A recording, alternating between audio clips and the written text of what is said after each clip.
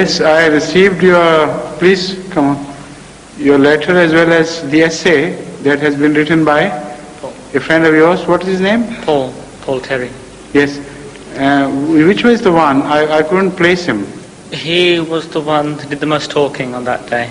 Correct. Who came again as well? Yes. Visited? No, he didn't come the second time. He didn't come the second time.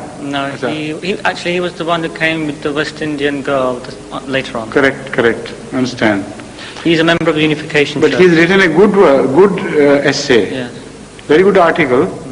Although it has to be revised at places, and in one place he has misquoted us.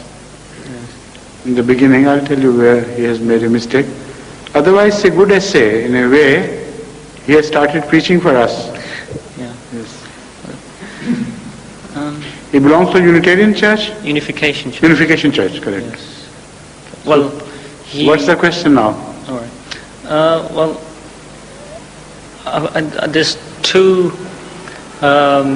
what can I say, commentaries which in my mind seem to clash, which I'd ask you to reconcile. I think last time you came, about 2 years ago, you related some incident that I think was some Sufi who came to Hazrat Khalifatul Masih Sani. I think the question about somebody traveling in a boat. That's right. Is that the one? Yes. I'd like to repeat it. Correct. I like it.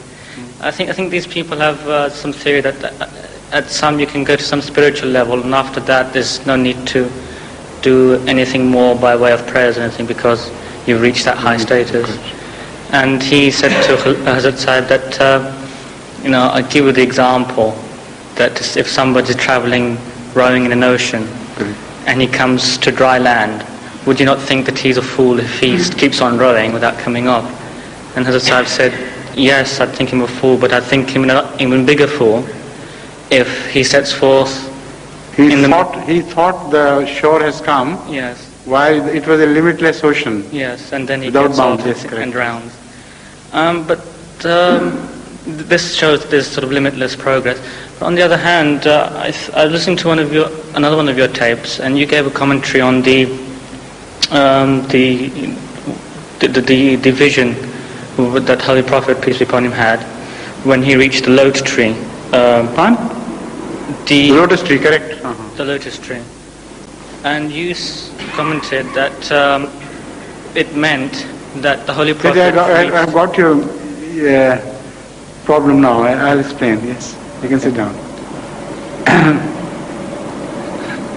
There are two different things. Limitations imposed on man and the unlimited journey into Allah, they are quite two different things, and they do not stand in clash with each other. What is a human being? If you define a human being, if he remains within the four walls of that definition, as long as he does so, he remains a human being. The moment he crosses that steps over, then in whichever direction he steps, he begins to share the quality of that direction. So that is what I meant there. That Hazrat sallallahu alaihi wasallam was the most perfect human being. That was the message. The humanity could not go beyond him. And in his person, that perfection was met. So if he stepped over, the Godhood would begin from there. That was the message of the lotus tree in that mirage. That does not mean that human beings cannot have an unlimited progress traveling towards Allah, because in the Holy Quran Allah says, Firru ilallahi, you run towards Allah. And because Allah is unlimited, so that running towards Allah would remain unlimited. You can forever run towards Allah but cannot reach this spot that now I have got the whole of Allah. That is the meaning of that. Now that running towards Allah would be confined to your own limitations, of course. Your potentials are limited, and within those potentials you can run.